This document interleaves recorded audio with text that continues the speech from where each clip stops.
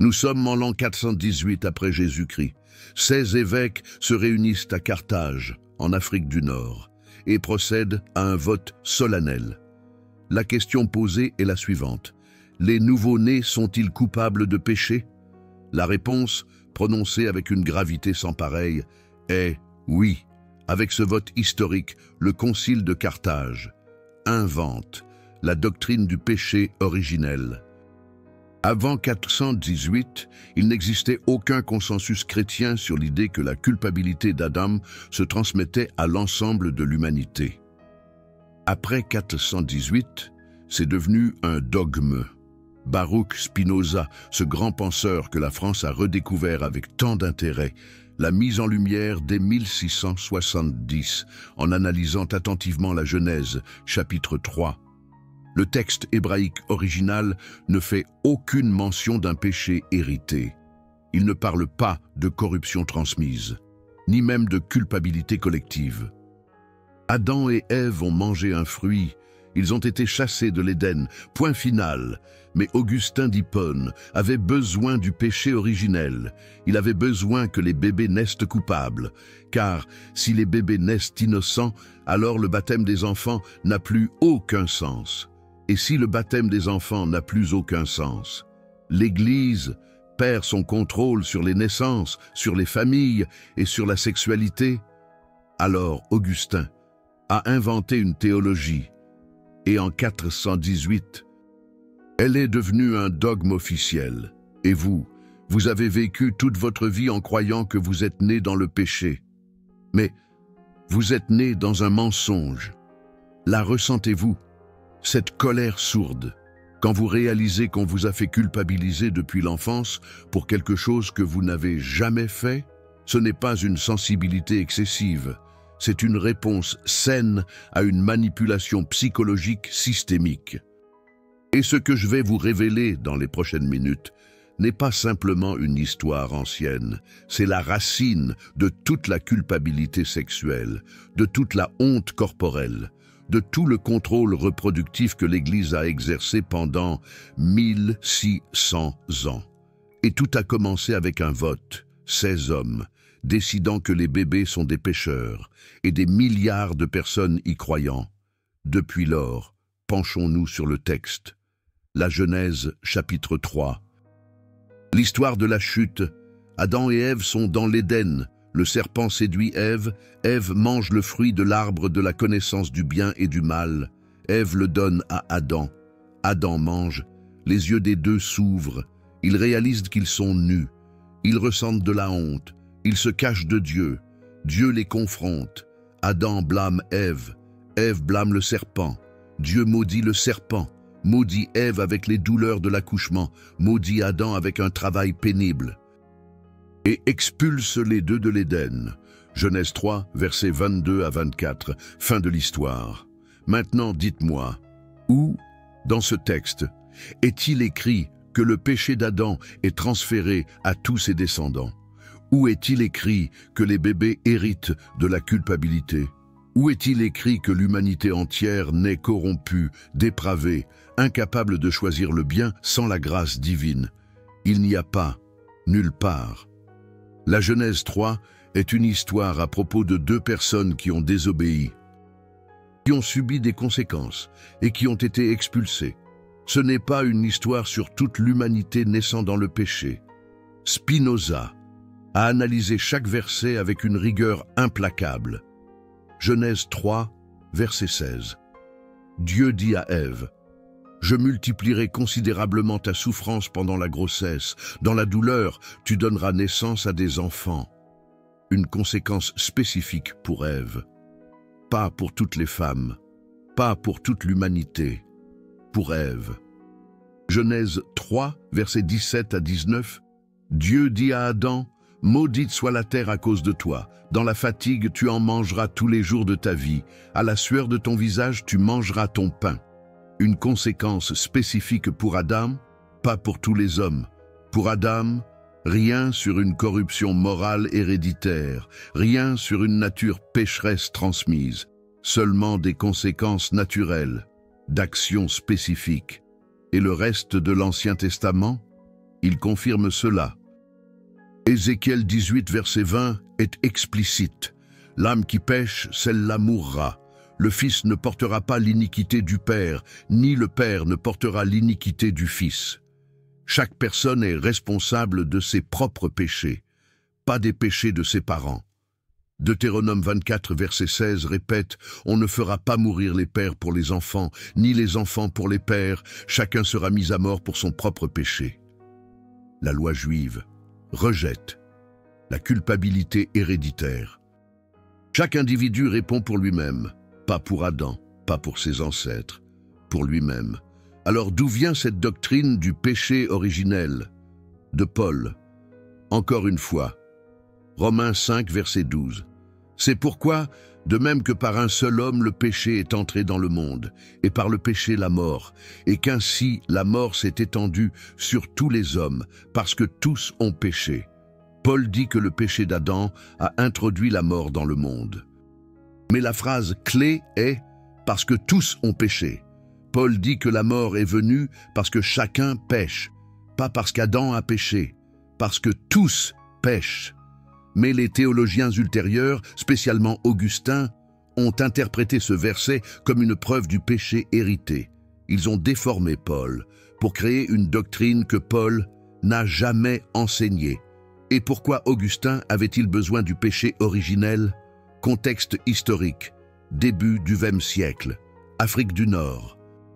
Augustin était évêque d'Hippone, et il était en guerre théologique avec Pélage, un moine britannique, qui enseignait que les humains naissent avec un libre arbitre complet, capable de choisir le bien ou le mal sans intervention divine. Pélage disait « Les bébés naissent innocents, il n'y a pas de péché hérité. Chaque personne choisit de pécher ou non.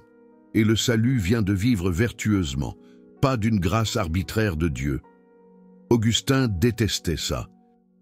Parce que si les humains naissent innocents, avec une capacité morale intacte, alors l'Église n'est pas nécessaire au salut. Vous pouvez vivre bien par votre propre choix.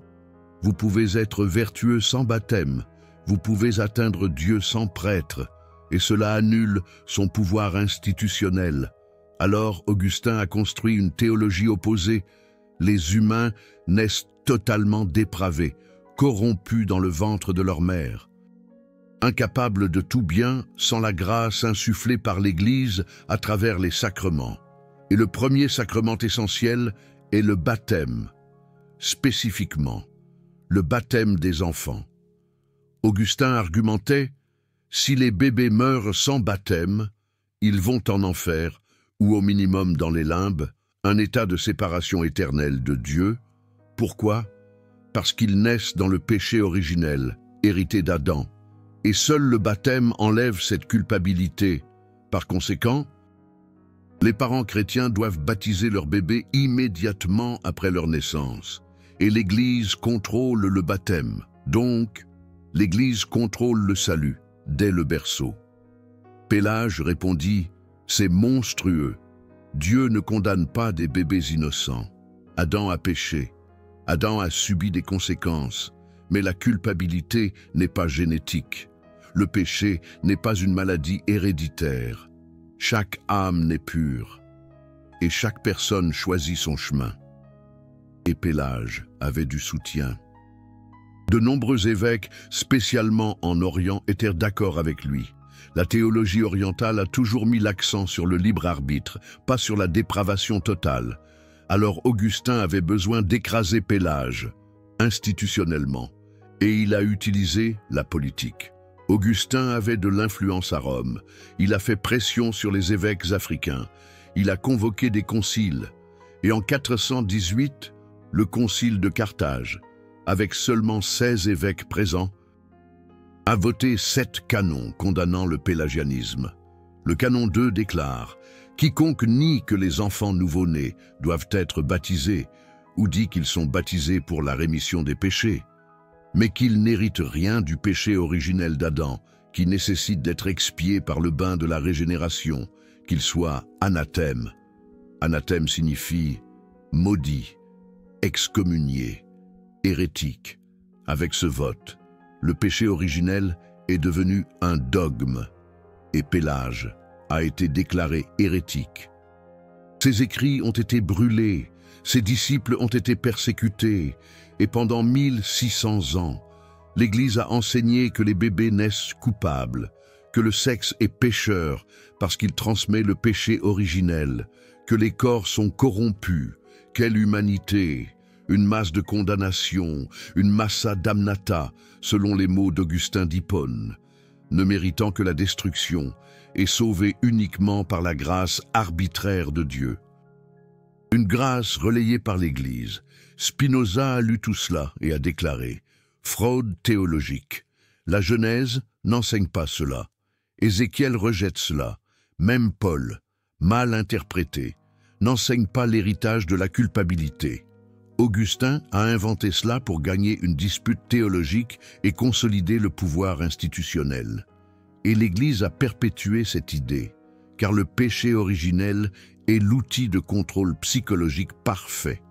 Si vous croyez que vous êtes né coupable, que votre nature est corrompue, que sans l'Église vous êtes condamné, alors vous vous soumettez, vous obéissez, vous payez la dîme, vous baptisez les bébés, vous acceptez l'autorité cléricale, parce que l'alternative, c'est la damnation éternelle. Et cela a fonctionné pendant 16 siècles. Catholiques, orthodoxes, protestants, tous enseignent le péché originel. Ils diffèrent sur les détails, mais ils s'accordent sur l'essentiel. L'humanité naît déchue, dépravée, et a besoin de salut. Luther a poussé cela à l'extrême. Il disait qu'après la chute, les humains sont incapables de tout bien. Le libre arbitre est une illusion. Vous êtes esclaves du péché jusqu'à ce que Dieu choisisse arbitrairement de vous sauver. Et si Dieu ne choisit pas, vous brûlez éternellement, et il n'y a rien que vous puissiez faire parce que vous êtes né condamné. Calvin a été pire, double prédestination. Dieu a choisi avant la création qui serait sauvée et qui serait condamnée. Et ce choix est immuable. Les bébés qui meurent sans baptême, s'ils ne sont pas élus, vont en enfer. Et Calvin a dit cela explicitement. Institution de la religion chrétienne, livre 3. Dieu a ordonné depuis l'éternité ceux qu'il veut sauver et ceux qu'il veut détruire. Et la majeure partie, disait Calvin, est destinée à la destruction, parce que le péché originel a corrompu tout le monde, et Dieu choisit de n'en sauver que quelques-uns pour manifester sa gloire. C'est de la théologie psychopathe. Et des millions de personnes l'ont cru, parce qu'Augustin a inventé la base en 418, et les évêques ont voté, et le dogme est né. Mais il y a eu de la résistance. Tout le monde n'a pas accepté. L'Église d'Orient n'a jamais adopté le péché originel de la manière dont Augustin l'enseignait. La théologie orthodoxe parle d'ancestralité, pas de culpabilité héritée. Les humains héritent de la mortalité, pas de la culpabilité morale. Les bébés naissent innocents. Le baptême est une initiation, pas une suppression du péché. Et l'Église orthodoxe n'a jamais enseigné que les bébés non baptisés vont en enfer. Cela a toujours été une obsession occidentale, augustinienne. Et au sein de l'Occident, il y a eu des dissidents.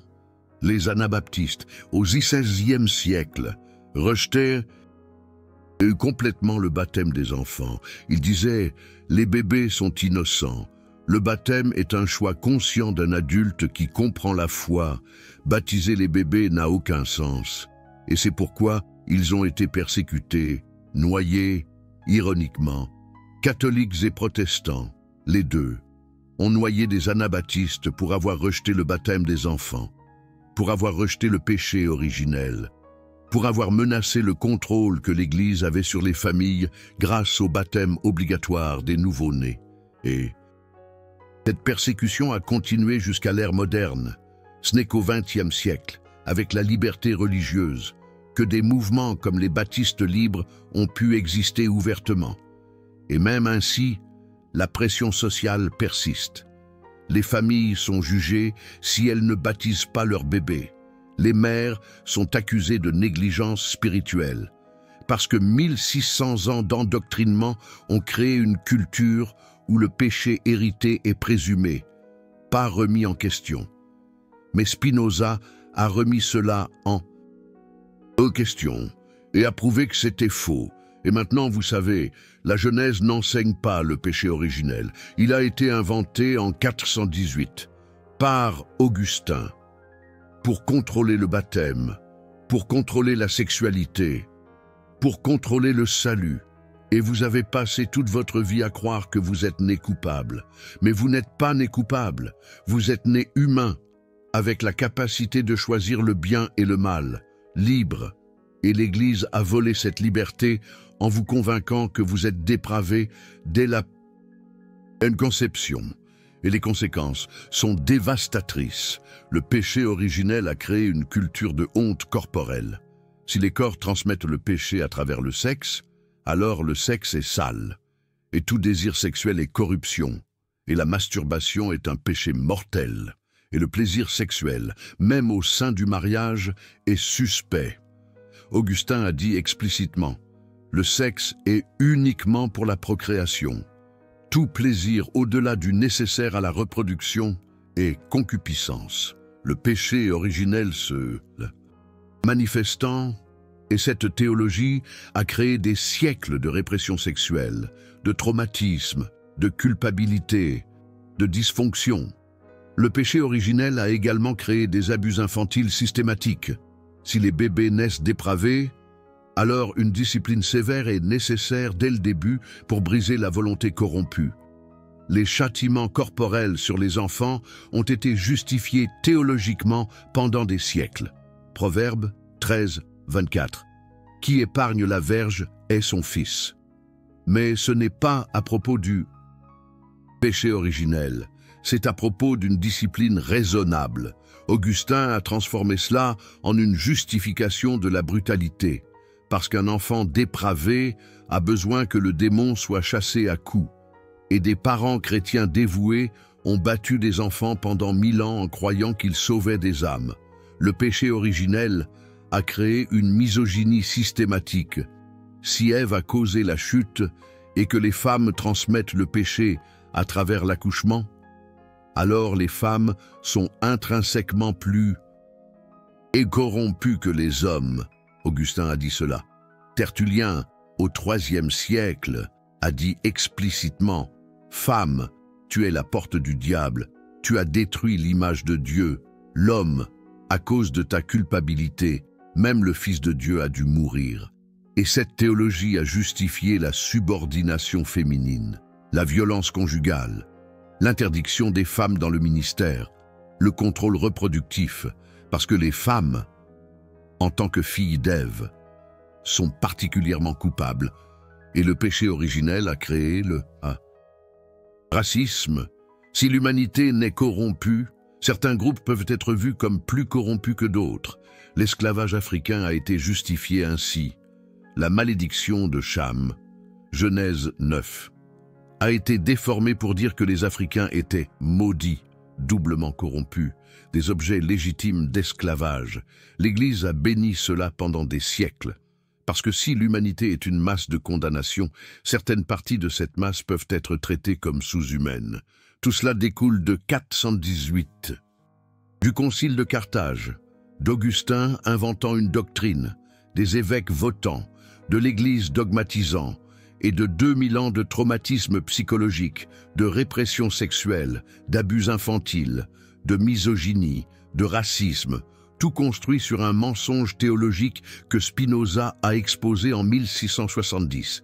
Et la douleur de cette découverte est réelle, parce que si vous avez été élevé en croyant que vous êtes né dans le péché, que votre nature est corrompue, que sans Dieu vous êtes un monstre, alors réaliser que c'est un mensonge n'est pas une libération immédiate, c'est un effondrement.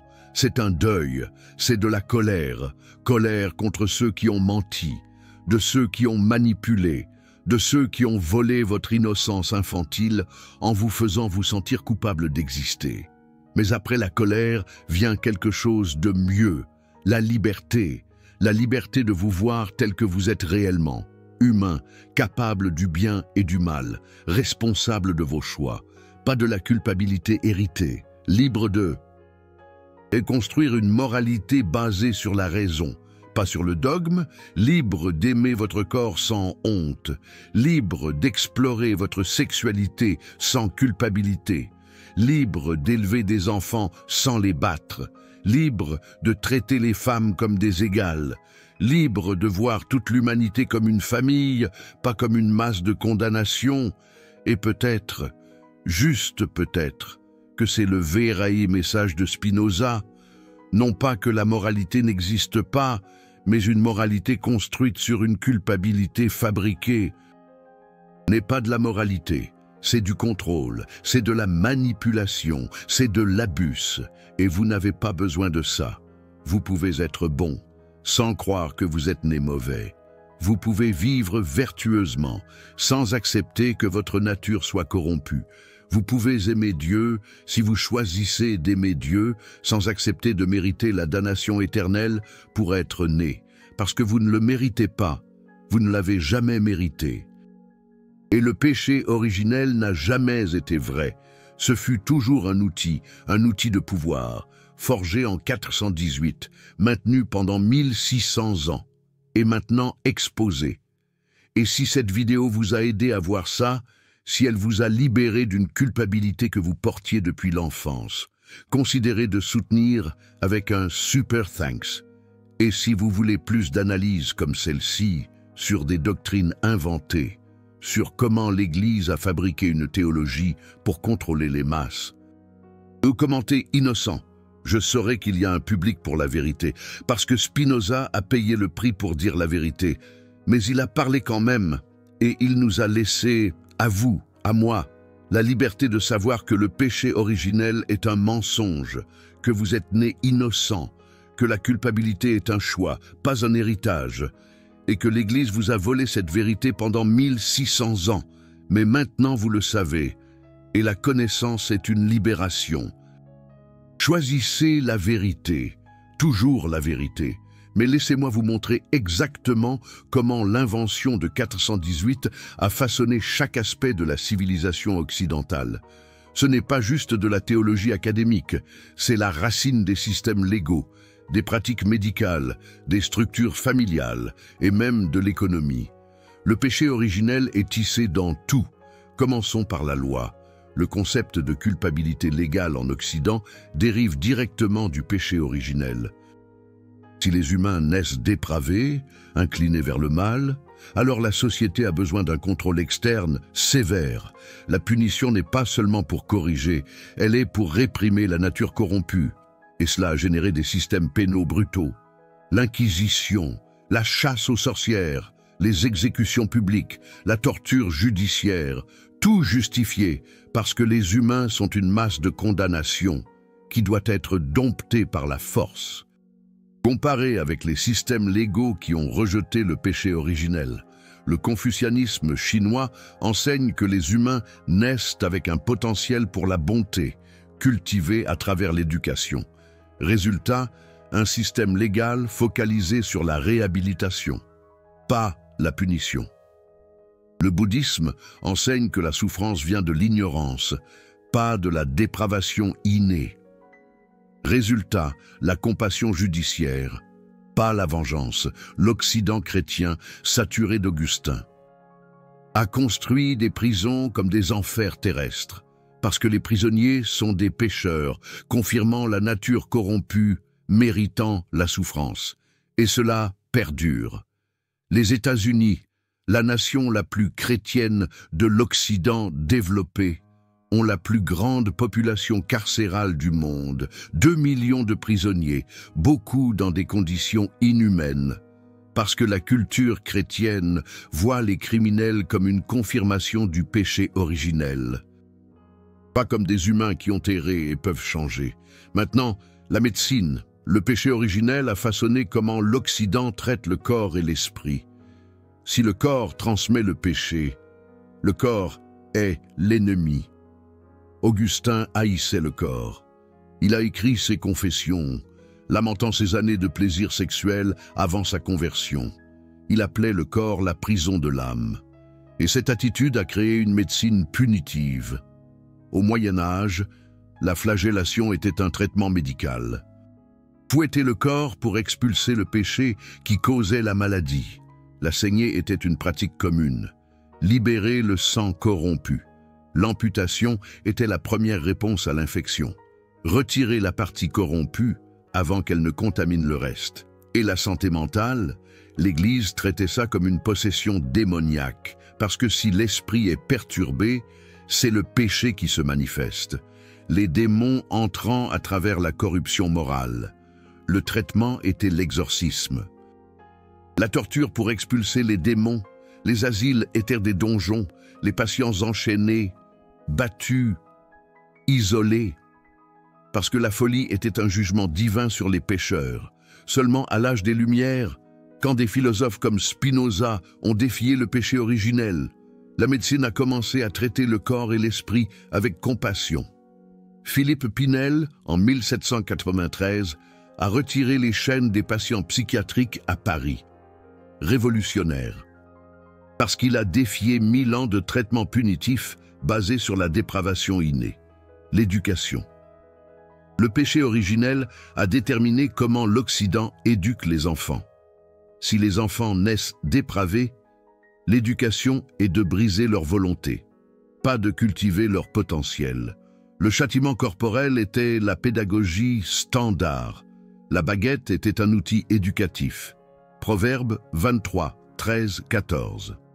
N'épargne pas la correction à l'enfant. S'il est frappé de la verge, il n'en mourra pas. Frappe-le de la verge, et tu délivreras son âme du séjour des morts. Augustin a utilisé ça pour justifier la brutalité. L'enfant qui pleure manifeste sa nature corrompue. Frapper est le salut. Et les écoles chrétiennes ont frappé les enfants pendant des siècles. En Angleterre, le châtiment corporel dans les écoles était légal jusqu'en 1986. Aux États-Unis, c'est encore légal dans 19 États, parce que la culture évangélique conservatrice croit encore au péché originel. L'enfant naît mauvais. Il a besoin d'être dompté. Comparé avec Rousseau au XVIIIe siècle, il a rejeté le péché originel. Il a écrit « Émile ». Les humains naissent bons, la société les corrompt. L'éducation doit protéger la bonté naturelle, pas briser la volonté. Révolutionnaire. Et il a fondé la pédagogie progressive. Montessori, Dewey, Piaget, tous ont rejeté la punition comme méthode, parce qu'ils ont rejeté la dépravation innée. Et là où ces pédagogies ont été adoptées, en Scandinavie par exemple. La violence contre les enfants a disparu. La Suède a banni le châtiment corporel en 1979, première nation au monde, parce que la culture séculière a rejeté le péché originel. L'enfant n'est pas un ennemi, il est un potentiel. L'économie. Le péché originel a façonné le capitalisme. Max Weber a documenté ça. L'éthique protestante et l'esprit du capitalisme, en 1905. Calvin a enseigné la prédestination. Dieu a choisi les élus avant la création. Comment savoir si vous êtes élu? Le succès matériel est un signe. Si vous prospérez, Dieu vous a béni. Si vous êtes pauvre, vous êtes probablement condamné. Et le péché originel justifie l'inégalité. Les riches méritent la richesse. Les pauvres méritent la pauvreté. Parce que l'humanité est une masse damnée. Certains sont sauvés, d'autres non. Et la richesse est une preuve extérieure de l'élection intérieure. Cela a créé un capitalisme brutal, sans filet de sécurité sociale. Parce qu'aider les pauvres, c'est interférer avec le jugement divin. Si Dieu les a laissés pauvres, qui sommes-nous pour aider? Et cela explique pourquoi les États-Unis, la nation la plus chrétienne et la plus riche de l'Occident, ont la pire inégalité, la pire santé publique, la pire protection des travailleurs. Parce que les évangéliques conservateurs, les calvinistes culturels, voient la pauvreté comme une confirmation du péché originel. Le pauvre est paresseux, corrompu, méritant la souffrance. Le riche est vertueux, élu, méritant le privilège, et le péché originel est la fondation théologique de cette cruauté économique, la sexualité. C'est là où le péché originel a causé le plus de dommages. Augustin a enseigné que le sexe transmet le péché originel. Le spermatozoïde porte la corruption morale. Chaque acte sexuel, même dans le mariage, est pécheur s'il y a du plaisir au-delà du nécessaire pour la conception. Et cela a créé 1600 ans de trauma sexuel. La virginité a été fétichisée. Marie Vierge est devenue l'idéal féminin, parce qu'une femme qui n'a jamais eu de sexe n'a jamais transmis le péché. Une nonne est plus sainte qu'une mère, parce qu'elle renonce complètement au sexe, et les hommes alors, la chasteté cléricale leur a été imposée. Au XIe siècle, les conciles de Latran ont interdit le mariage aux prêtres. Pourquoi? Parce que le sexe, même dans le mariage, est corrompt. Un prêtre qui a des relations sexuelles est moins saint, moins capable d'assurer le salut. Et ce célibat forcé a engendré des siècles d'abus sexuels au sein du clergé.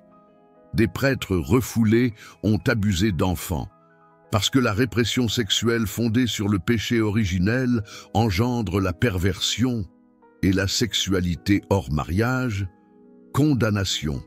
La fornication est un péché mortel. L'adultère est un péché mortel. L'homosexualité est un péché mortel. La masturbation est un péché mortel. Pourquoi? Parce que toute expression sexuelle qui n'est pas exclusivement dirigée vers la procréation au sein du mariage hétérosexuel est une manifestation du péché originel. C'est la concupiscence. C'est la corruption d'Adam qui se perpétue. Et des millions de personnes ont été exécutées. Des sodomites brûlés. Des femmes adultères lapidées. Des prostituées exilées. Tout ça parce qu'Augustin d'Hippone a inventé en 418 que le sexe transmet le péché. Quelle folie! Et aujourd'hui, les évangéliques conservateurs prêchent encore cela. La pureté sexuelle, les anneaux de chasteté, des bals de pureté, père-fille, où des jeunes filles de 12 ans promettent leur virginité à leur père jusqu'au mariage. C'est de l'abus psychologique ritualisé, fondé sur le péché originel. Parce que si le sexe transmet le péché, la virginité est la vertu suprême. Et les jeunes filles qui perdent leur virginité avant le mariage sont comme un chewing-gum mâché, une métaphore que certains prédicateurs évangéliques utilisent littéralement, dégoûtant et destructeur de l'estime de soi de millions de jeunes femmes. On est rendu fou. Mais pire que tout, le péché originel a créé une théologie de l'abus infantile institutionnelle. L'Église a enseigné pendant des siècles que les enfants qui meurent sans baptême vont dans les limbes, pas l'enfer complet, mais une séparation éternelle de Dieu, sans souffrance physique, mais sans joie, éternellement. Pourquoi? Parce qu'ils sont nés avec le péché originel, et sans baptême, sans suppression sacramentelle de la faute héritée. Ils sont perdus. Et imaginez le trauma d'une mère qui a fait une fausse couche. L'Église disait « Votre bébé est dans les limbes, éternellement, parce que vous n'avez pas eu le temps de le baptiser. » C'est de la cruauté théologique pure. Et c'était la doctrine officielle catholique jusqu'en 2007. 2007. Le pape Benoît XVI a finalement aboli les limbes. Mais pendant 1600 ans, l'Église a torturé des mères endeuillées avec une doctrine inventée en 418. C'est criminel. Et l'avortement? La position chrétienne conservatrice sur l'avortement découle du péché originel. Si l'âme existe dès la conception et que l'âme naît dans le péché, alors le fœtus a une âme corrompue qui a besoin de baptême.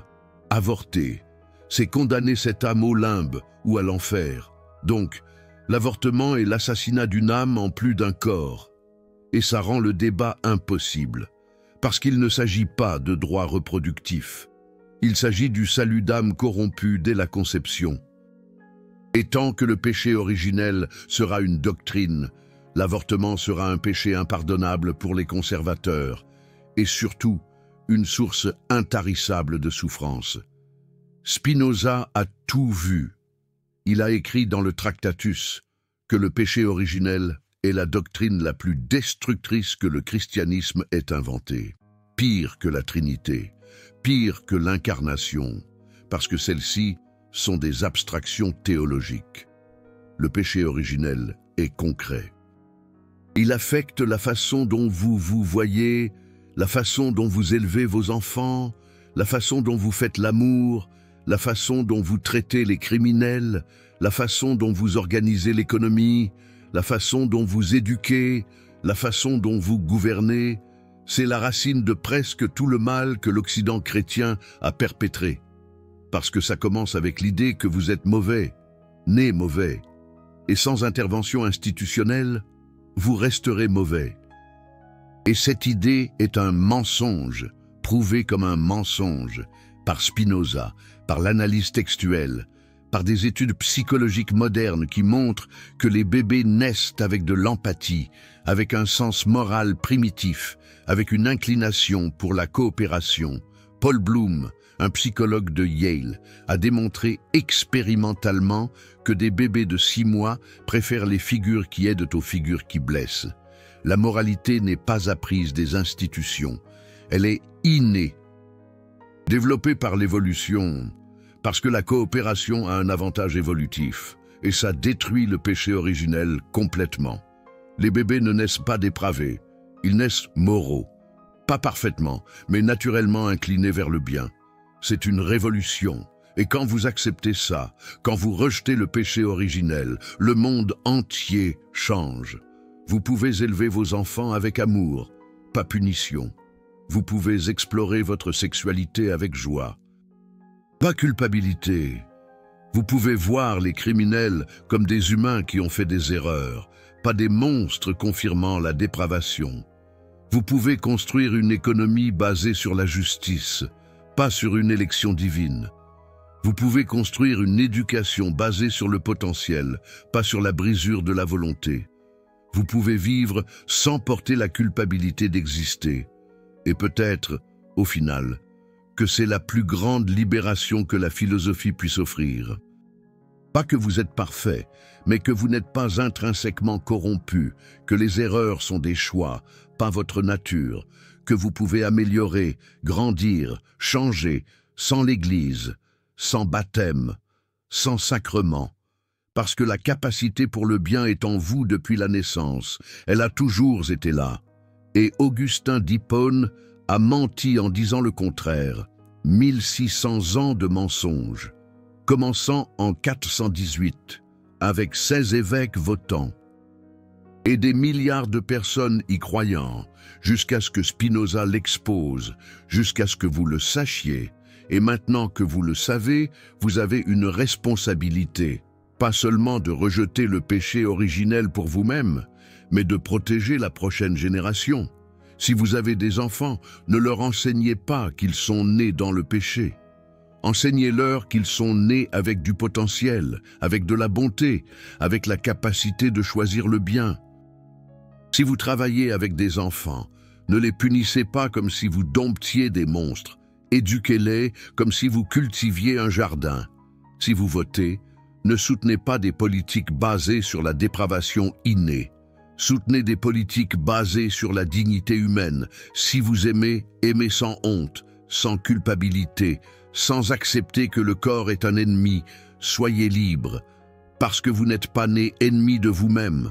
Vous êtes né humain. Et l'humanité n'est pas une masse de condamnation.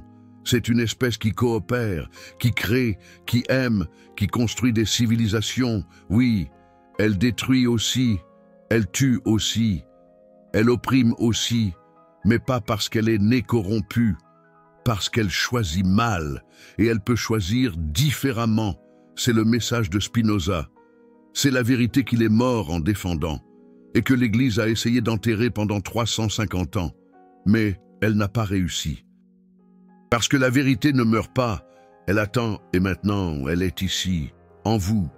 Utilisez-la, vivez-la, libérez-vous, et libérer les autres, parce que le péché originel est un mensonge. Ça l'a toujours été. Et vous n'avez jamais eu besoin de ce mensonge pour être bon. Vous en avez toujours été capable. Depuis la naissance, toujours. Et si vous vous demandez comment ce mensonge a survécu pendant 1600 ans, et comment des milliards de personnes y ont cru sans remettre en question, la réponse se trouve dans la façon dont l'Église a institutionnalisé le péché originel dans les rituels quotidiens. Ce n'était pas seulement une doctrine théorique, c'était une pratique vécue. Chaque dimanche, vous alliez à la messe et vous entendiez le confiteor. Je confesse à Dieu Tout-Puissant et à vous, mes frères, que j'ai beaucoup péché, par la pensée, la parole, par action et par omission. Par ma faute, ma très grande faute. Vous vous frappiez la poitrine 3 fois, déclarant votre culpabilité chaque semaine pendant des décennies, jusqu'à internaliser « Je suis coupable, je suis né coupable » et le baptême. Le rituel qui cristallise le péché originel. Vous emmenez un bébé de quelques jours à l'église. Le prêtre demande « Renoncez-vous à Satan ?» Les parents répondent au nom du bébé « J'y renonce ». Un lavage de cerveau en règle. Et toutes ces œuvres, je les rejette. Et toutes ces séductions, je les rejette. Le bébé ne sait rien. Mais le rituel déclare que Satan a du pouvoir sur le bébé, jusqu'au baptême, parce que le bébé est né dans le péché originel. Et alors, le prêtre verse de l'eau, déclare le baptême au nom du Père, du Fils, du Saint-Esprit, et voilà. Le péché originel est effacé, le bébé est maintenant sauvé, et la famille célèbre. Mais que s'est-il réellement passé? L'Église a pris le contrôle psychologique. Dès la première semaine de vie, elle a déclaré le bébé coupable. Elle a offert le salut, moyennant un rituel. Et la famille a remercié. C'est le contrôle parfait, opérant avant même que la conscience n'existe, et la confession, ce sacrement qui perpétue le péché originel. Chaque semaine, vous entrez dans le confessionnal, vous listez vos péchés, le prêtre vous absout au nom du Christ. Et vous ressortez, temporairement purifié, mais la semaine suivante, vous revenez, parce que le péché originel signifie que vous n'êtes jamais définitivement sauvé, toujours en train de retomber dans la corruption, toujours ayant besoin de l'Église pour vous nettoyer à nouveau. C'est une dépendance ritualisée, une addiction spirituelle. Et des millions de personnes ont vécu des vies entières dans ce cycle. Pécher, confesser, absoudre, répéter, jamais libres. Jamais confiantes en leur propre bonté, toujours dépendantes d'un médiateur institutionnel et le mariage. L'Église a transformé le mariage en sacrement, justement à cause du péché originel. Parce que si le sexe transmet le péché, le mariage est une contection. C'est entourer le sexe d'un rituel béni pour minimiser les dommages spirituels. Le sexe hors mariage est fornication, transmettant le péché sans contrôle. Le sexe dans le mariage est toléré, à condition qu'il soit dirigé vers la procréation, et l'Église contrôle le mariage. Par conséquent, l'Église contrôle le sexe, contrôle la reproduction, contrôle la formation des familles. Et, encore une fois, la racine est le péché originel, sans la croyance que le sexe transmet la corruption. Le mariage n'est qu'un contrat civil. Il n'a pas besoin de l'Église. Mais avec le péché originel, le mariage est un sacrement essentiel. Et l'Église a le pouvoir. Spinoza a vu ce système, il l'a appelé la servitude volontaire, les humains choisissant l'esclavage spirituel, parce qu'ils ont été convaincus que la liberté est dangereuse, que faire confiance à soi-même est de l'arrogance, que l'autonomie morale est une rébellion contre Dieu. Et l'Église a cultivé cette mentalité pendant 16 siècles, avec le baptême dans l'enfance, l'endoctrinement à l'école, la confession hebdomadaire, la communion mensuelle, le mariage contrôlé. La mort ritualisée, du berceau à la tombe, l'Église était présente, médiatisant le salut, vous rappelant votre culpabilité, vous offrant un soulagement temporaire, et vous faisant payer pour cela des dîmes, des indulgences, des dons, des héritages testamentaires à l'Église. Tout cela parce que vous croyiez que sans l'Église, le péché originel vous condamnait éternellement. Et le trauma générationnel que cela a causé est immesurable. Des grands-parents enseignant aux parents, des parents enseignant aux enfants, des générations transmettant la culpabilité, des garçons apprenant que les pensées sexuelles sont un péché mortel, confessant la masturbation à des prêtres, ressentant une honte profonde de leurs corps adolescents, des filles apprenant que leur corps est une tentation, se couvrant, silençant leurs désirs, se mariant vierges sans connaître le plaisir sexuel, et transmettant ensuite la répression à la prochaine génération, un cycle de trauma, des millions de personnes vivant des vies entières sans joie sexuelle, sans intimité honnête, parce qu'on leur a enseigné dès l'enfance que leur corps est leur ennemi. Et la racine de tout cela est le Concile de Carthage, en 418. 16 évêques votants, décidant que les bébés naissent coupables, et une civilisation entière façonnée par cette décision. Mais il y a de l'espoir, parce que, au cours des 50 dernières années, l'Occident a commencé à se libérer. La révolution sexuelle des années 1960 a rejeté la culpabilité chrétienne. Les jeunes ont dit « Nous ne croyons pas que le sexe est un péché ». Le féminisme a rejeté la soumission basée sur Ève, causant la chute. Les femmes ont dit « Nous n'acceptons pas que nous soyons plus coupables que les hommes ». La psychologie moderne a rejeté la dépravation innée. Les thérapeutes ont dit « Vous n'êtes pas né cassé, vous êtes né humain ». Les droits LGBTQ+, ont rejeté la condamnation de l'homosexualité comme une manifestation du péché originel. La communauté a dit « L'amour n'est pas de la corruption » et la sécularisation générale a rejeté l'autorité cléricale. Des millions de personnes ont dit « Nous n'avons pas besoin de l'Église pour être bons ». Et les statistiques le confirment. Les pays les plus séculiers, comme la Scandinavie, ont une criminalité plus faible, un bonheur plus grand, une meilleure égalité, parce qu'ils ont rejeté le péché originel, et ils ont construit des sociétés basées sur la dignité humaine, et non sur la dépravation présumée, et cela terrorise les conservateurs religieux. Parce que si la laïcité fonctionne, si les humains peuvent être moraux sans l'Église, alors le péché originel est prouvé faux, non seulement théologiquement, mais empiriquement. Et le pouvoir institutionnel s'effondre. C'est pourquoi la réaction conservatrice est si féroce. Les évangéliques américains luttant contre les droits LGBTQ+, contre l'éducation sexuelle, contre la laïcité, contre la science, quand elle contredit la Genèse. Parce que chaque victoire laïque est une preuve contre le péché originel. Et le péché originel est la fondation. Enlevez cette fondation, tout l'édifice s'écroule. Mais il est déjà en train de tomber. Les jeunes générations rejettent massivement le christianisme. L'Occident se sécularise rapidement. Et la principale raison n'est pas l'athéisme philosophique, c'est le trauma. Les jeunes ont grandi dans des églises qui enseignaient la culpabilité, la honte, la répression. Et quand ils sont sortis, ils ont respiré. Ils ont découvert qu'ils pouvaient être bons, sans croire qu'ils sont nés mauvais. Et ils ne reviennent pas. Parce que la liberté est meilleure que la servitude, la dignité est meilleure que la culpabilité, la vérité est meilleure que le dogme. Et Spinoza a commencé cela en 1670, il y a 355 ans.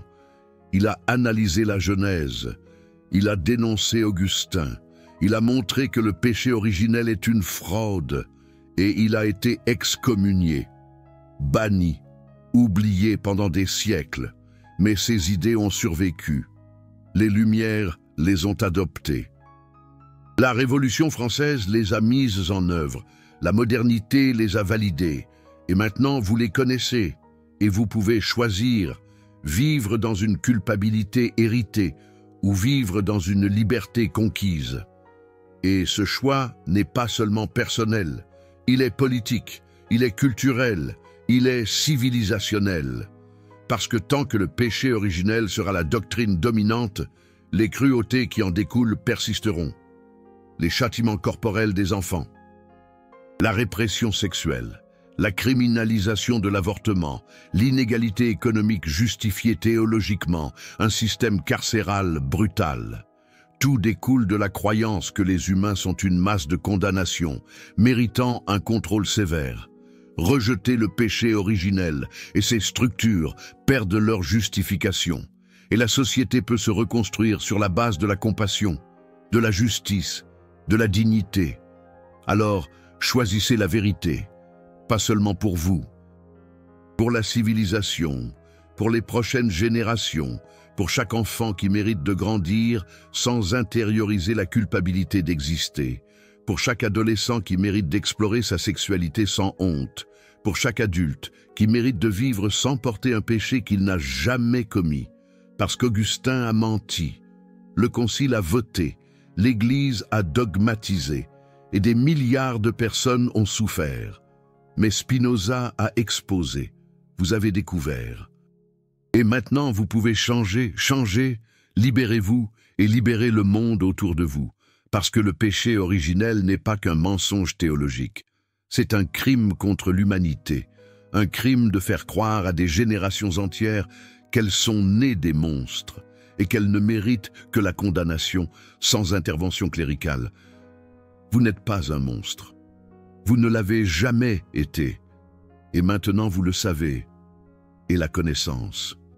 C'est le pouvoir de vivre, vraiment, librement, sans cette culpabilité, fabriquée en 418 par 16 hommes qui ont décidé que les bébés sont des pécheurs.